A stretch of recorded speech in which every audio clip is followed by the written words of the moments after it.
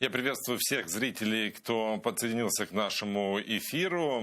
Я Роман Спиридонов, и вы смотрите программу «Бугунь». И в ближайшие 2 часа мы будем говорить о самых актуальных и важных темах как для оккупированного Крыма, так и для материковой Украины.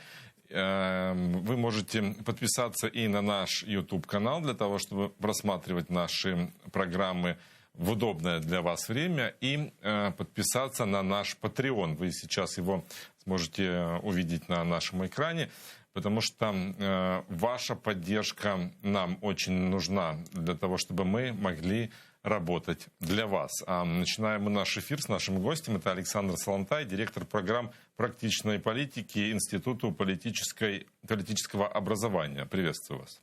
Приветствую. И начнем мы с темы визита нашего президента Владимира Зеленского в США.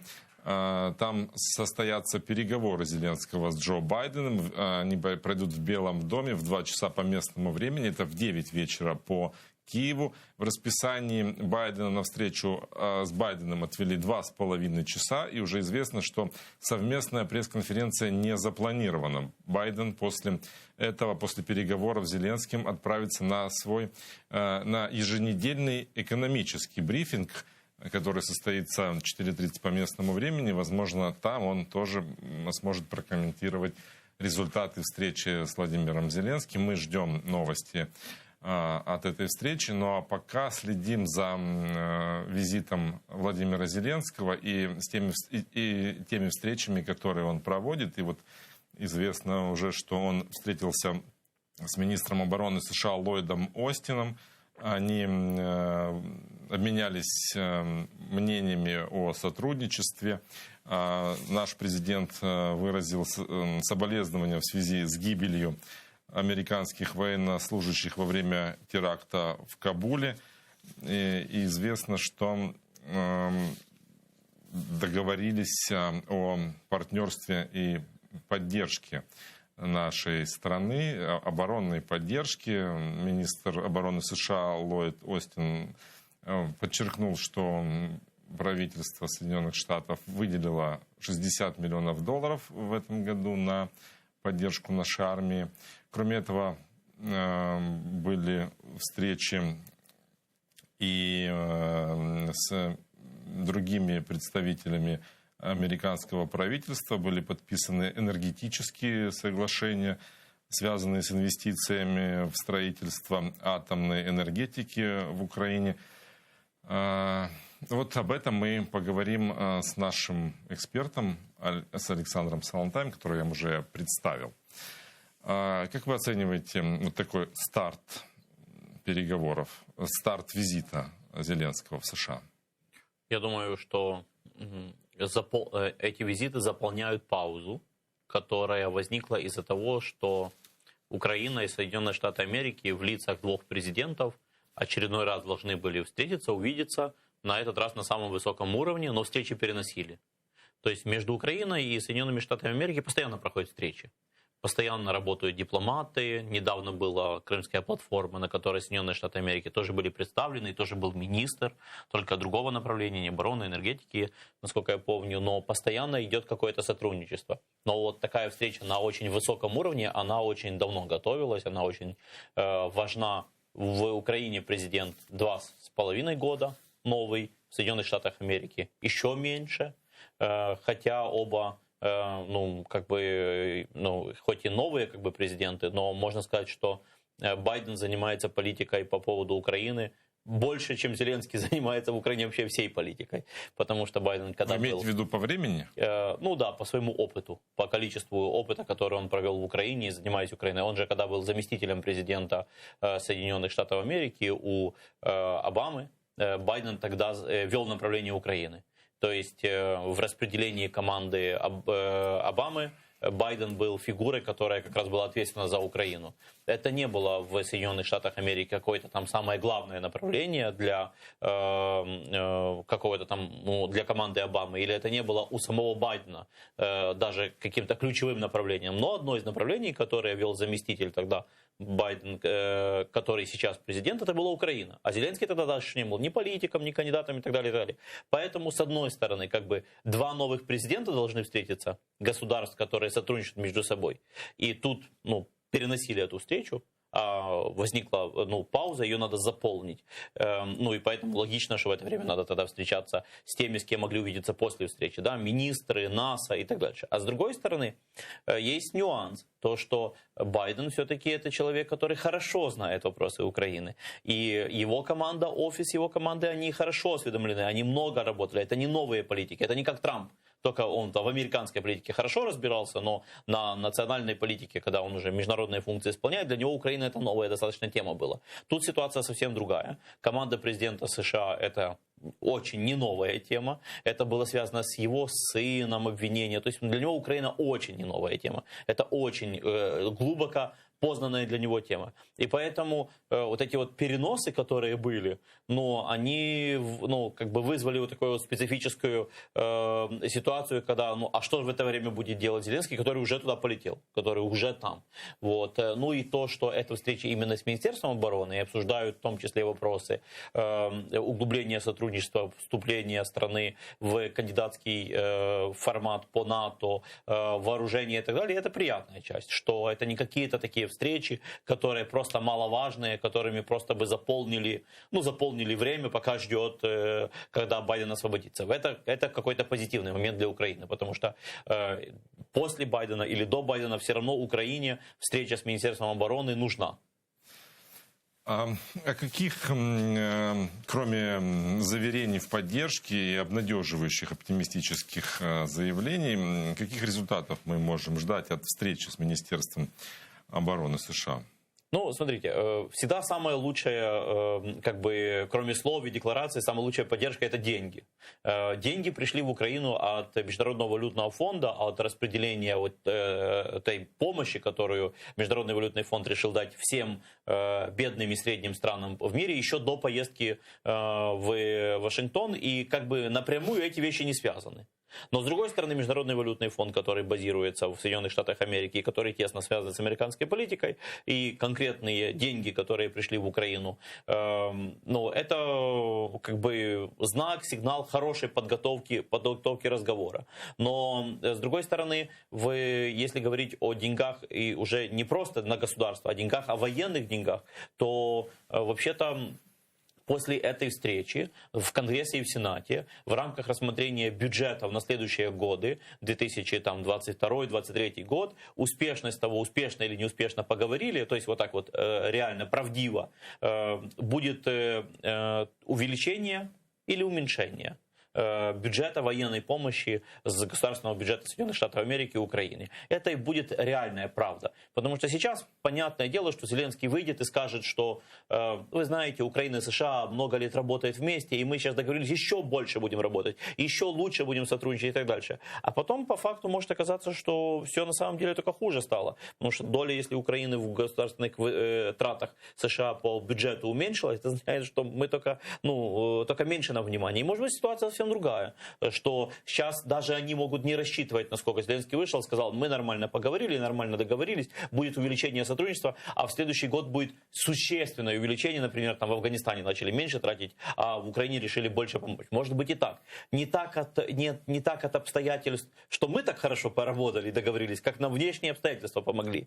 Но то, что сейчас они выйдут, обе стороны, и США выйдет, и Украина выйдет, скажет, что у нас все хорошо, мы только углубляемся, еще больше будем сотрудничать, это точно. А вот как оно будет по факту, увидим через несколько месяцев, когда увидим бюджеты, государственные бюджеты.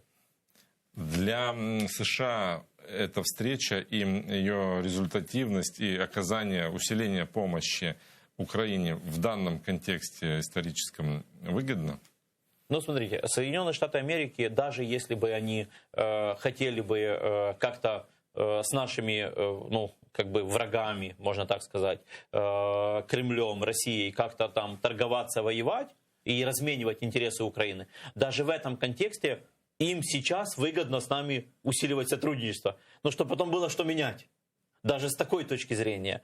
А если не обвинять Соединенные Штаты Америки в предательстве, если не считать о том, что они там одной рукой нам типа жмут руку, а другой рукой там нам держат и торгуются дальше с Кремлем и так дальше. А почему я так говорю? Потому что предпосылки, к сожалению, после ряда встреч на высшем уровне Кремля и Вашингтона, после переговоров, после торможения санкций, после объявления запуска Северного потока и так далее и тому подобное, эти все подозрения существуют. Это острая дискуссия, она вылилась в дебаты в середине Конгресса, Сената, на международных площадках, в заявлении украинских политиков и экспертов, которые занимаются Украиной, о том, что, слушайте, мы что-то не понимаем, насколько Вашингтон последовательный в поддержке четко Украины, и до тех пор, пока не будет освобожден там Крым, не приостановлен будет ситуация на Донбассе и так дальше, то мы не поддерживаем Кремль и ничем им экономически не помогаем, потому что они вот нарушают все международные правила. Вот так это подозрение, что в Вашингтоне начали на два ветра, на две стороны, они же существенные, эти подозрения.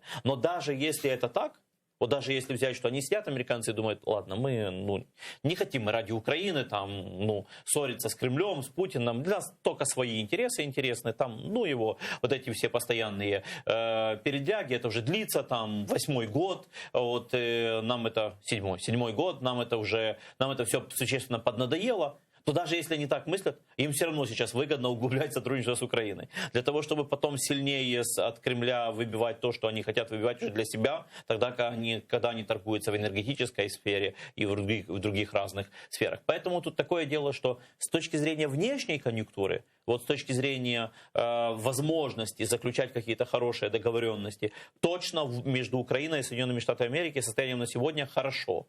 По конъюнктуре.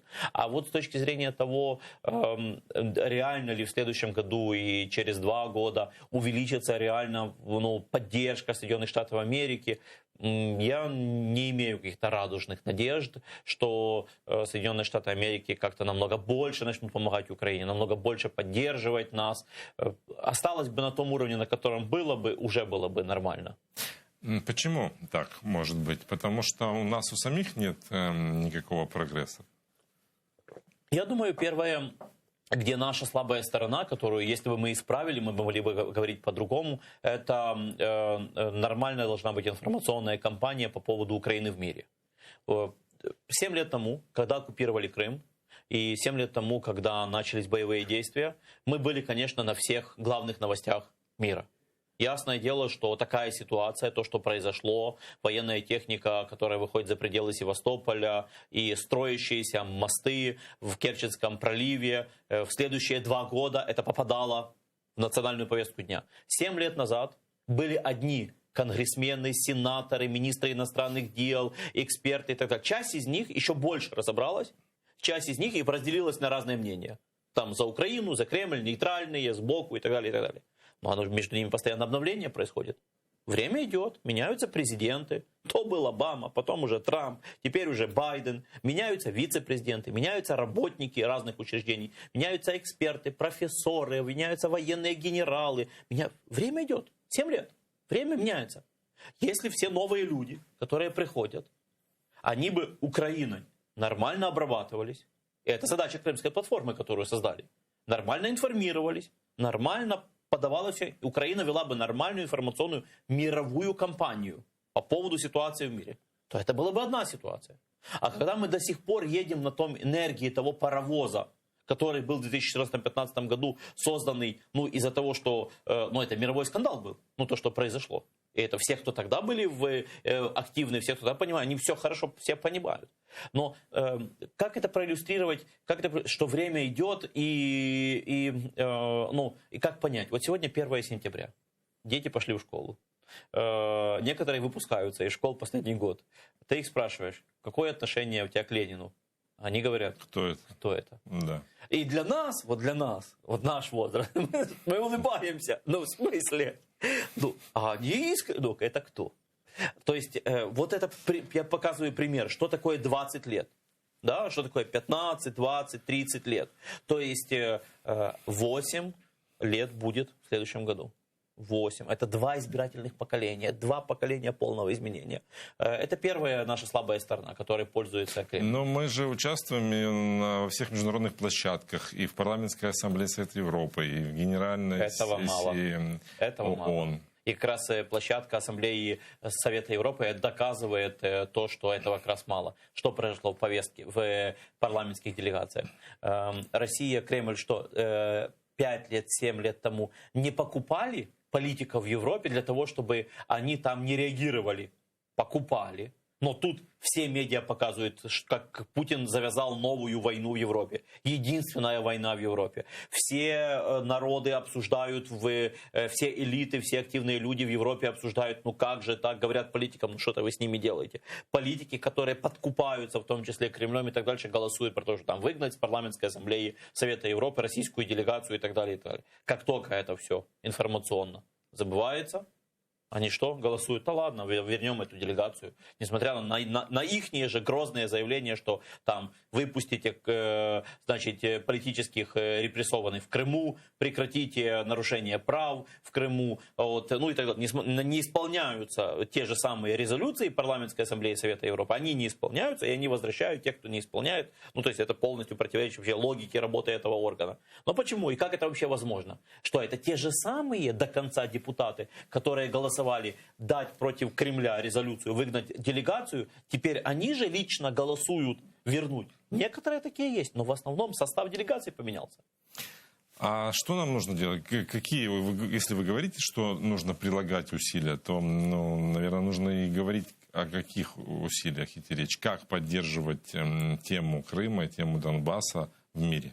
Ну, если технически это расписать, как это должно быть, то технически там будут очень разные пункты, начиная от постоянной работы со всеми университетами и редакциями средств массовой информации, заканчивая целенаправленную работу со всеми новыми постоянно парламентерами всех демократических стран и их постоянным приглашением в Украину не только на заседание Крымской платформы. То есть тут будет от разработки информационных материалов и постоянного ихнего промоушена для объяснения этой темы, начиная от студентов, которые заходят на дипломатическую, самую низшую должность, пониманием того, что есть такое, заканчивая усилением работы таких платформ, как Крымская платформа, только не только в телевизоре и на сити-лайтах и билбордах по всей Украине, а для того, чтобы они чувствовали постоянную взаимосвязь с секретариатом и постоянную эту работу. То есть тут это просто огромное количество различных мероприятий для разных целевых аудиторий, которые должны выливаться в одно общее понятие: системная информационная кампания Украины о Крыму и Донбассе в мире. Будет ли эта информационная кампания эффективной, учитывая, что есть такое мнение, что Европа немножечко устала от этого конфликта, от нашего конфликта. Он затянулся, они понимают, что это надолго, что как бы решения быстрого нет, о том, что это может тянуться, еще может долго тянуться, а они несут экономические убытки, даже вводя санкции против России, что формально они будут поддерживать, они будут как бы заявлять о своей обеспокоенности, требовать прекратить нарушение прав людей, но при этом не предпринимать никаких действий. И очень трудно представить, какая информационная кампания может их сдвинуть с такого аморфного состояния.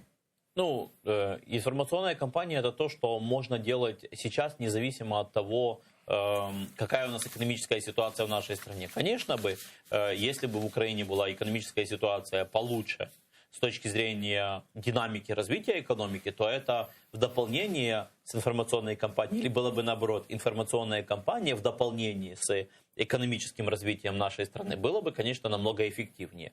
Например, ситуация выглядела бы так, что украинская экономика, Украина, ситуация в Украине динамически растет по 10-15% в год.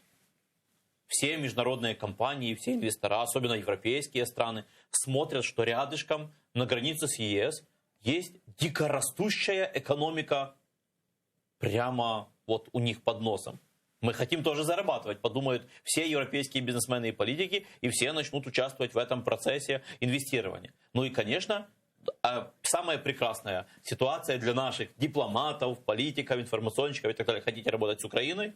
Вы всегда подписываетесь о том, что Крым украинский, с Россией не работаем, с Украиной работаем, и с Украиной выгоднее работать, больше заработаете и так далее, и так далее. Конечно, деньги и экономика решили бы намного больше, чем любая информационно-просветительская кампания.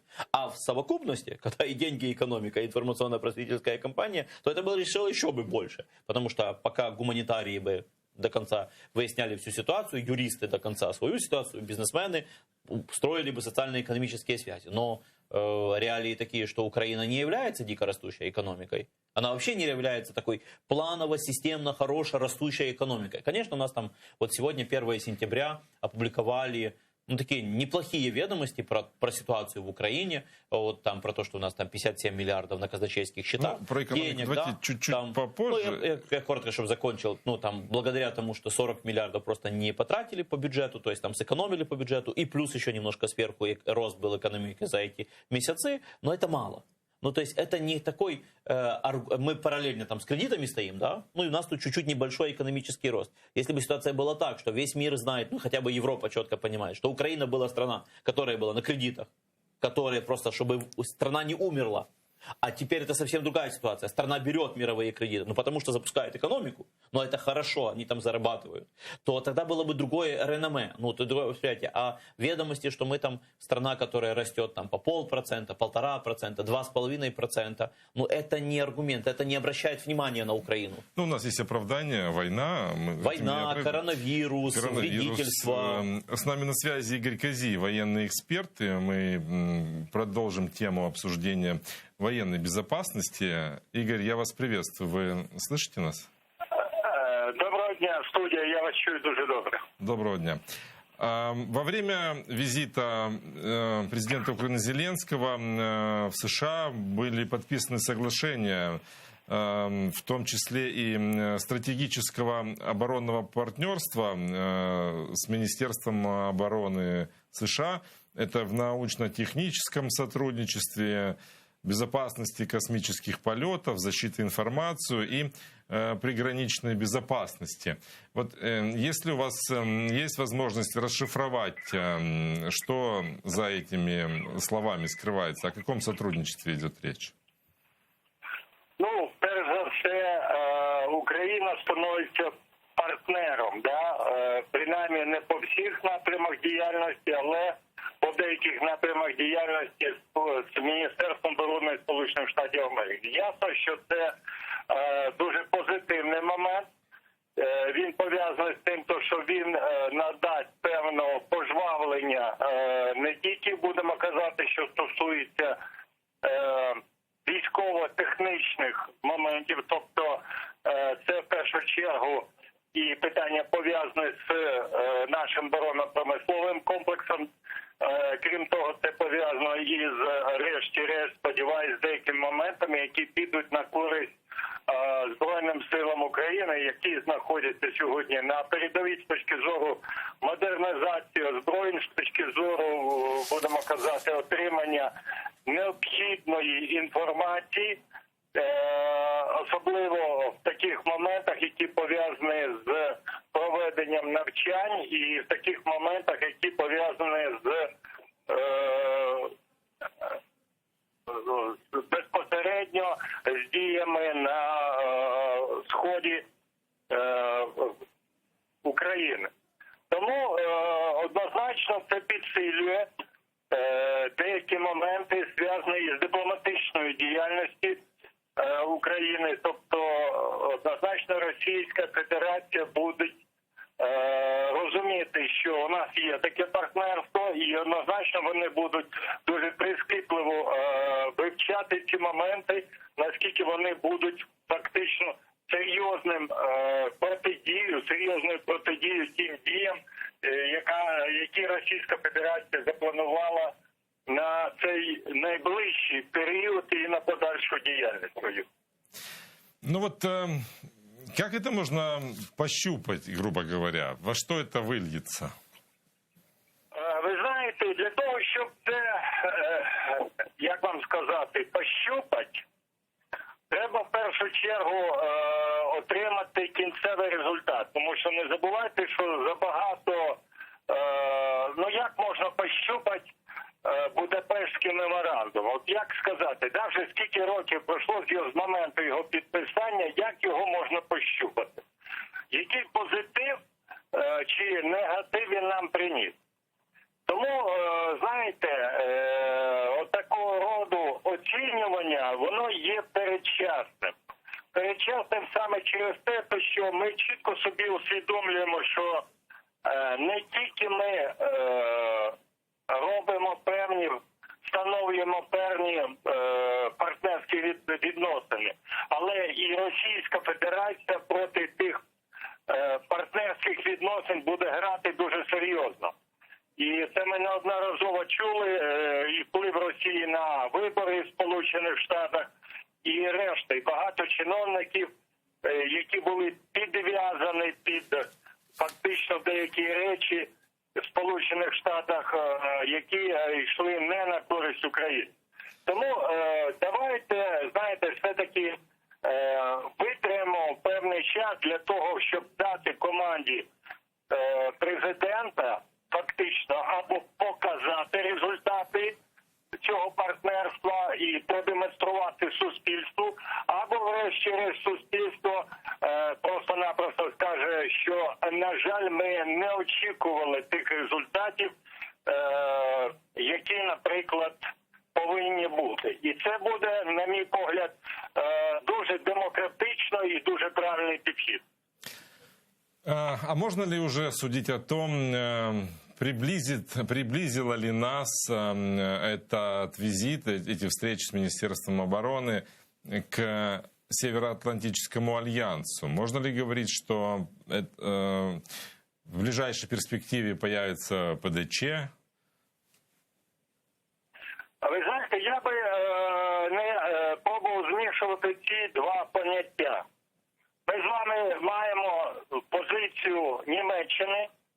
Ми почули її через вуста Естонії з одного боку. З іншого боку, ми маємо з вами, будемо казати, позицію інших країн, таких як Польща, Балтійські країни,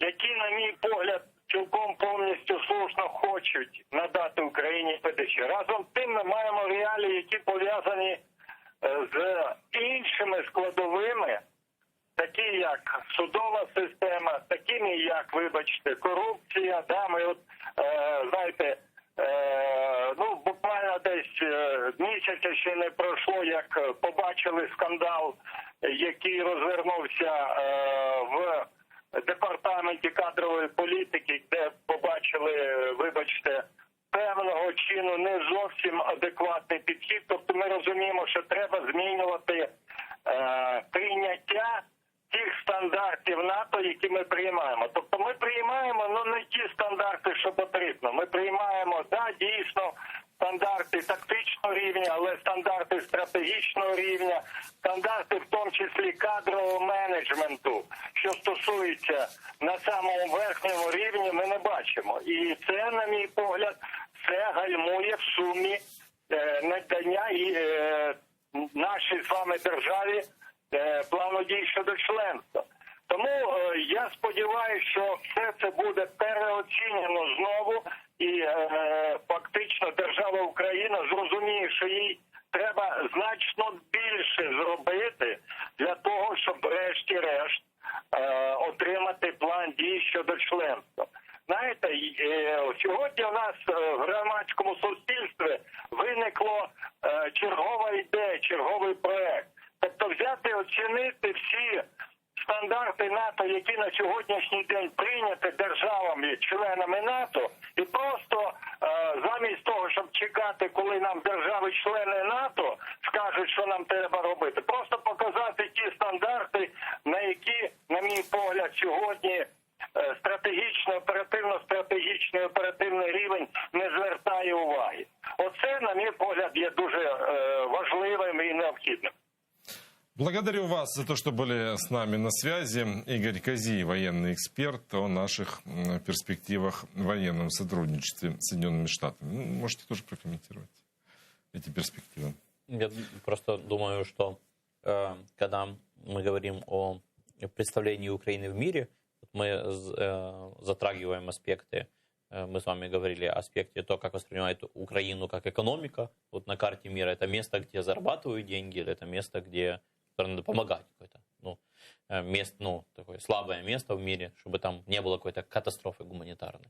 Да, от этого же зависит восприятие. Не за нас или не за кого-то другого в конфликтах. Ну и также вот эти сферы, которые начали вы обсуждать с Игорем по поводу ведомостей про коррупцию, ведомостей про боевое состояние и так далее, и так далее. Вот за это время про Украину приходили там и позитивные новости, да, как там наши военные в Украине провели спецоперацию по вывозу людей в Кабуле, да, это дополняет там в позитивном контексте. Ну вот это баланс такой, и здесь это доказательство того, что информационная кампания очень важна. Как бы не была критически там ситуация с коррупцией или с экономикой плоха, как бы не была ситуация в Украине по многих аспектах, есть что и показать хорошее, и есть что чем воспользоваться. И это поводы, которые надо использовать для того, чтобы получать и поддерживать состояние союзников.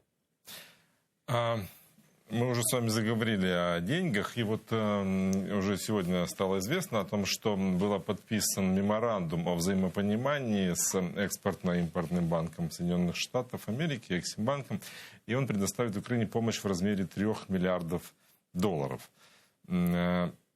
Как это повлияет на нашу экономику?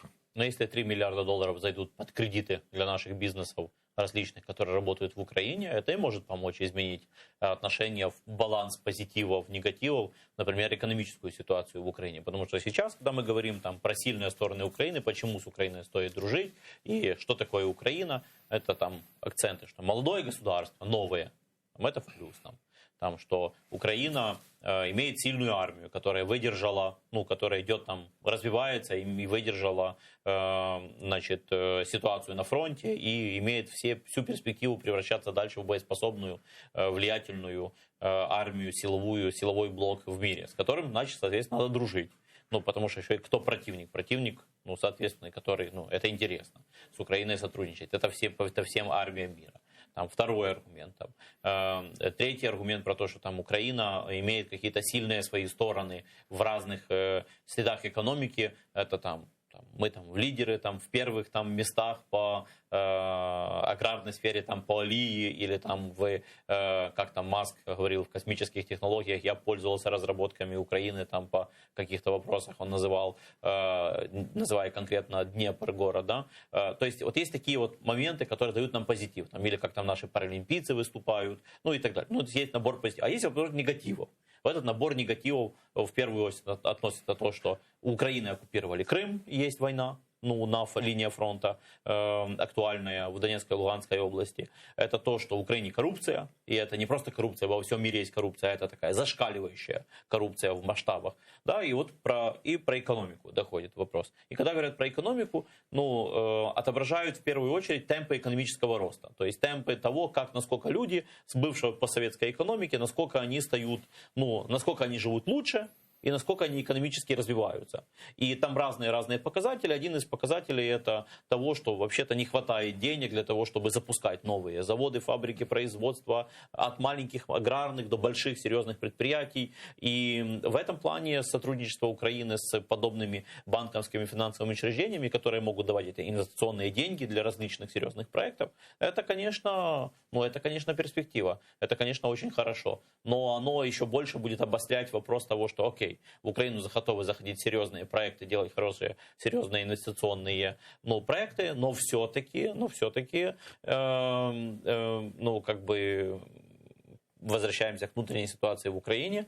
Право, суд, рейдерство, правопорядок. Извечные наши проблемы, которые не дают возможность превратить 3 миллиарда в 30 миллиардов таких же инвестиций за такой короткий период времени. Владимир Зеленский во время визита встретился еще с министром энергетики США Дженнифер Гренхольм. И на этой встрече он поднял тему Северного потока-2 и сохранения транзита газа через Украину. Вот давайте послушаем, что об этом сказал Владимир Зеленский. Російський газ є найбруднішим у світі через значні викиди метану в процесі видобутку та транспортування, а також через корупцію, шантаж і маніпуляції. Тема Северного потока-2, как заявил Владимир Зеленский, будет подниматься и на встрече с Джо Байденом. Есть ли надежда, вернее, на что надеется президент на этой встрече? На какой результат? Что мы можем получить? Ну, вопрос о объемах, вопрос о том, насколько украинская труба останется воспользованной, вопрос о том, насколько, собственно, Украина потерпевшая сторона уже от этого Северного потока. Это факт, это уже произошло. И вопрос о том, насколько смогут говорить о компенсациях, об альтернативах, о том, чтобы удержать ситуацию хотя бы на какое-то время. Разные варианты развития пути. Но то, что это произошло, это в том числе и вопросы полупоследовательной политики Соединенных Штатов Америки. Они то останавливали строительство Северного потока, то не до конца останавливают. То встречаются с Путиным, говорят, то не говорят. Конечно, они вообще могли бы нас кинуть, и вообще этим не обсуждать раньше. Но это же вопрос и их интересов. Тогда чего удивляться, что Украина, которая останется сам на сам, падет, и их все методы по наведению порядка в мире тоже, соответственно, будут даром потрачены, огромное количество усилий, денег и так далее, и так далее. И мы тут в одной лодке, нам есть о чем говорить, как двум государствам, о том, что мы против этого были, они были против этого, останавливали Конгрессом, Сенатом, санкциями и так далее, и так далее. Состоянием на сегодня ситуация такая. Северный поток готов почти к запуску. Но почти. Это почти, оно может иметь разные оттенки. Когда вы говорите о компенсации, на какие компенсации мы можем рассчитывать? И, собственно, кто нам эти компенсации должен выдавать? Смотрите, вопрос нам никто ничего не должен. Вопрос совпадения интересов, вопрос экономических интересов.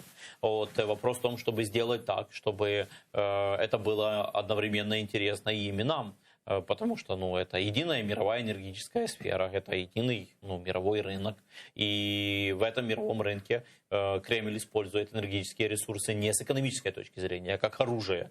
Он использует это давление и эти рычаги для того, чтобы развязывать себе руки и уничтожать Украину, и чтобы блокировать вопрос возвращения Крыма, чтобы вообще даже не поднимать его, и так далее. Поэтому это все совокупно по совпадению интересов и по совокупности всех совместных интересов и должно рассматриваться не с позиции того, что вы нам должны и мы вас просим. Так результата не будет. Это понятно.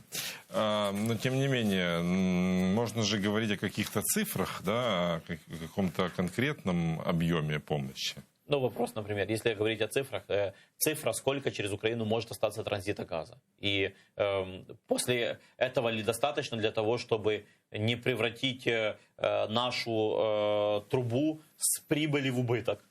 Потому что недозаполненная труба – это проблема. Или, например, можно в цифрах говорить о цене транзита газа и цене объема прокачки. Да, вообще этому и были всем цифрам и всем ситуациям были посвящены визиты перед этим Зеленского в Берлин, Меркель в Москву и в Киев, встреч, которые были между Путиным и Байденом, а теперь между Зеленским и Байденом. То есть цифры все на столе, карты все на столе, все данные известны, все данные открыты. Вопрос все-таки не в цифрах. Вопрос о том, что разве что цены на газ постоянно прыгают туда-сюда. Вопрос все-таки о механизмах, о заключении политических и экономических механизмов, при которых возможны хоть какие-то гарантии. В условиях того, что все понимают, что то, что написано на бумаге Кремлем, но это для них не вопрос. И даже если потом надо будет платить санкции, платить штрафы, они будут их платить. Не вопрос. Стокгольм это доказал. То есть они делают то, что они хотят, в первую очередь с точки зрения своего политического желания Кремля и Путина. А если за это надо потом дополнительно заплатить, они за это заплатят. Почему для нас это страшно? Почему это для нас это важно для Украины? Потому что, получается, они развязывают себе руки для более сильной агрессии против Украины. И даже если потом за это просто надо больше заплатить, Ну, как и Северный поток, это же идея просто больше заплатить. Мы потратили большие деньги для того, чтобы качать это отдельно от Украины, для того, чтобы еще больше давить на Украину. Если бы они на нас не нападали, на Украину бы не давили, если бы не было агрессии, они бы что, строили эти Северные потоки? Ну, качали бы все дальше через Украину, нормально же объемы можно было, и так далее, и так далее. Или строили бы не в таком виде, или не так, или не так затратно, как они это сделали. С нами на связи Владислав Фарапонов, политолог, американист и аналитик Интерньюз Украина. Я приветствую вас, Владислав. Добрый вечер. Мы ждем, наверное, каких-то гарантий от США, от Европы, гарантий того, что наш газопровод будет работать, несмотря на то, что будет построен Северный поток-2. Вот насколько мы можем рассчитывать, что эти гарантии будут, и можно ли им доверять? Ну, вы знаете, как мне кажется, что по состоянию на сегодня, в принципе, наверное, тяжело ждать, что конкретно вот на этой встрече будут озвучены конкретные гарантии или подписаны какие-то документы. И тут я бы скорее рассматривал эту встречу как возможность договариваться, если можно так сказать. То есть однозначно об этом нужно будет говорить и с Вашингтоном, и с Берлином, и с Европейской комиссией, да. То есть поэтому в этом контексте я не сказал бы, что, как мне кажется, что на сегодня уже Вашингтон как минимум готов об этом говорить утвердительно. Я бы сказал, что это, наверное, все-таки будет еще отдельным вопросом на дальнейших переговорах. Однако, конечно же, в этой всей истории именно личный контакт, он однозначно важен для того, чтобы как раз в дальнейшем переговоры шли более успешно и продуктивно. А вот о чем эти переговоры могут быть? Вот какие есть рычаги влияния у США, у Германии на Россию, чтобы сохранить транзит газа через Украину? Ну, вы знаете, тут как раз в том-то и дело, что, по сути, последнее слово вот в уже завершающем этапе, да, в принципе, окончания этого проекта все-таки остается в том числе за американцами, и, в принципе, еще есть возможность или же пригрозить именно санкциями касательно этого проекта, или же какими-то более серьезными, потому что, как мы понимаем, американские санкции, они очень болезненные, в принципе, для любой страны, и в том числе именно для России. Поэтому тут это, конечно, уже, скажем, на усмотрение американцев, да, именно по каким отраслям, по кому конкретно какие-то возможные ограничения, да, ограничительные меры. Но лично я на сегодня не вижу более такого оптимального способа именно повлиять, как именно санкциями, потому что, в принципе, мы видим, что эта администрация готова разговаривать с Москвой по другим вопросам, по так называемой стратегической стабильности, по вопросам изменения климата и так далее. То есть в какой-то степени вот этот вопрос, он немножечко, я бы сказал, из колеи, конечно, из общего понимание на сегодняшний день именно диалога между Москвой и Вашингтоном, оно, конечно, немножечко, мягко говоря, не подходит им, я бы сказал так. А что это за санкции могут быть? Ну, тут, опять же, это могут быть аналогичные санкции, которые были новые, приняты весной, это которые касались Крыма, допустим, по такому типу именно санкций, то есть и экономические, и политические, то есть именно за один раз, да, скажем, определенный микс таких ограничительных мер. Но, опять же, я, честно сказать, не могу сказать, что я сильно на это надеюсь, потому что именно все-таки эта администрация, она скорее готова продолжать те санкции, которые были наложены и озвучены ранее, чем думать какие-то новые варианты санкций и так далее. То есть тут, как мне кажется, в какой-то степени нам не нужно себя тоже именно тешить иллюзиями, что вот будут какие-то супер новые ограничения. Возможно, просто ужесточение уже действующих мер, то есть, опять же, это такой должен быть микс политических и экономических именно санкций по окружению Путина, по именно официальным лицам, да, и так далее. То есть, как мне кажется, что особо новых каких-то подходов, мне кажется, мы, по крайней мере, в этом году, я думаю, не увидим. Благодарю вас за то, что подключились к нашему эфиру. Владислав Арапонов, политолог, американист и аналитик Интерньюз Украина. Когда мы с вами говорим о том, что нужно презентовать Украину, нужно ее развивать, вот есть информация о том, что во время визита Владимир Зеленский принимал участие в презентации плану трансформации Украины. Это произошло в здании Национальной библиотеки Фреда Смита. И президент там пояснил, что документ, который имеет название почему-то на английском языке, ну вот если его перевести, то это называется «Больше справедливости и возможностей построения процветающей и устойчивой Украины». И вот в нем очерчены видения развития Украины на ближайшие годы, и как касающиеся вопроса и форпоста безопасности, цифрового, инфраструктурного и аграрного хаба. Владимир Зеленский сказал, что существует план превращения экономики Украины и озвучил амбициозные цели о развитии человеческого капитала, обеспечения зеленой трансформации и энергетической безопасности Украины. То есть вот он поехал представлять план реформации в Вашингтон. Это, ну, наверное, как раз вот в контексте ваших слов удачный ход, но вот будет ли он иметь эффект?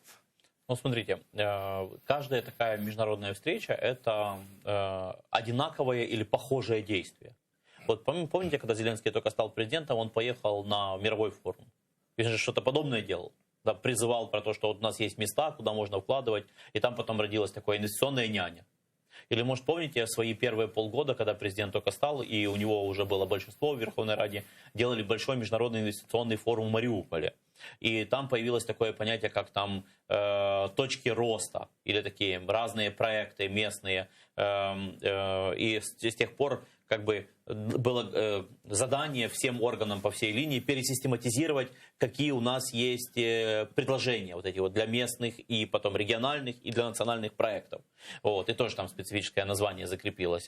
Вот. Не буду его озвучивать, но тоже другое после няни. То есть каждый раз на каких-то международных серьезных площадках он делает одно и то же самое действие. Он показывает, какие направления в первую очередь надо. И для этого даже создана была инфраструктура в Украине. В кабинете министров появился заместитель премьер-министра по стратегическим направлениям в экономике. И это типа как бы даже они попробовали реформировать в Кабмине, чтобы президентская команда не просто как бы там рекламировала и завлекала, а она и создала соответствующие органы государственной власти для того, чтобы втягивать эти инвестиции.